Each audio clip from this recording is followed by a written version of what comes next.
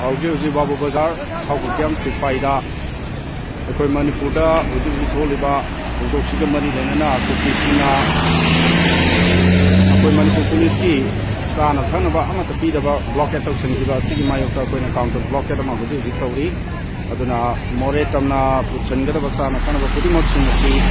Kuna, Sektoraga, Shanbayadana, Tinjanaba, Honazari, Maramasina Yarimakai, Apoye, Gamdamasika, Leiba, Lambi, Moreh, Dagi,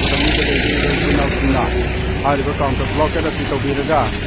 Kuki Mayoka, Kuki Manipugi, State Force, Sana Kanaba. Famliba asigumna aikoina su makoigi chana thana puriba gari sing asi akoina tingjalaga makoigi mafam sing asi yaundana bahona biu miyam putna lambi thoktuna hariba counter blockade asibu support biu ai miyam da Pongtamjari ba Maithei community joint coordinating committee secretary Anogum Raju